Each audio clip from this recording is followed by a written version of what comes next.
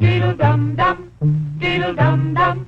There was a turtle by the name of Bert, and Bert the Turtle was very alert. When danger threatened him, he never got hurt. He knew just what to do.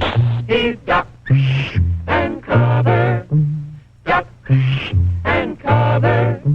He did what we all must learn to do. You and you and you and you, duck and cover. Be sure and remember what Bert the Turtle just did, friends, because every one of us must remember to do the same thing. That's what this film is all about. Duck and cover. This is an official civil defense film produced in cooperation with the Federal Civil Defense Administration and in consultation with the Safety Commission of the National Education Association. Produced by Archer Productions, Incorporated. Hey, Bert, come on out and meet all these nice people, please. Oh, all right. We really can't blame you. You see, Bert is a very, very careful fellow. When there's danger, this is the way he keeps from being hurt. Sometimes it even saves his life. That's why these children are practicing to duck and cover just as you do in your school. We all know the atomic bomb is very dangerous. Since it may be used against us, we must get ready for it, just as we are ready for many other dangers that are around us all the time. Fire is a danger. It can burn whole buildings if someone is careless. But we are ready for fires. We have a fine fire department to put out the fire, and you have fire drills in your school so you know what to do. Automobiles can be dangerous, too. They sometimes cause bad accidents, but we are ready. We have safety rules that car drivers and people who are walking must obey. Now, we must be ready for a new danger, the atomic bomb. First, you have to know what happens when an atomic bomb explodes. You will know when it comes. We hope it never comes, but we must get ready. It looks something like this. There is a bright flash, brighter than the sun, brighter than anything you've ever seen. If you are not ready and did not know what to do, it could hurt you in different ways. It could knock you down hard or throw you against a tree or a wall. It is such a big explosion, it can smash in buildings and knock signboards over and break windows all over town. But if you duck and cover like Bert, you will be much safer. You know how bad sunburn can feel. The atomic bomb flash could burn you worse than a terrible sunburn, especially where you're not covered. Now, you and I don't have shells to crawl into like Bert the Turtle, so we have to cover up in our own way. First, you duck, and then you cover. And very tightly, you cover the back of your neck and your face. Duck and cover underneath a table or desk or anything else close by.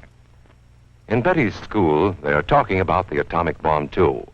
Betty is asking her teacher, how can we tell when the atomic bomb may explode? And her teacher is explaining that there are two kinds of attack, with warning and without any warning. We think that most of the time we will be warned before the bomb explodes, so there will be time for us to get into our homes, schools, or some other safe place. Our civil defense workers and our men in uniform will do everything they can to warn us before enemy planes can bring a bomb near us. You may be in your schoolyard playing when the signal comes. That signal means to stop whatever you are doing and get to the nearest safe place fast. Always remember, the flash of an atomic bomb can come at any time, no matter where you may be.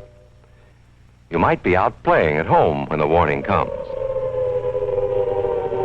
Then be sure to get into the house fast, where your parents have fixed a safe place for you to go.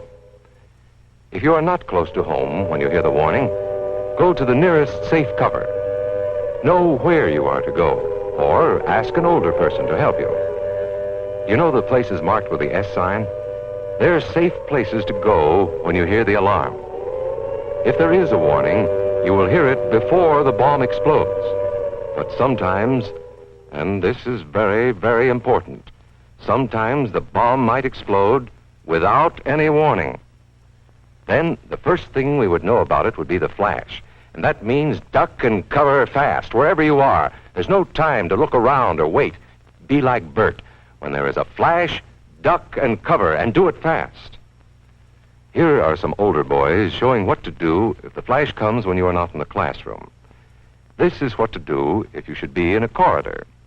You duck and cover tight against the wall this way. Remember to keep your face and the back of your neck covered tightly. Try to fall away from windows or doors with glass in them. Then, if the glass breaks and flies through the air, it won't cut you. You might be eating your lunch when the flash comes. Duck and cover under the table. Then, if the explosion makes anything in the room fall down, it can't fall on you. Getting ready means we will all have to be able to take care of ourselves.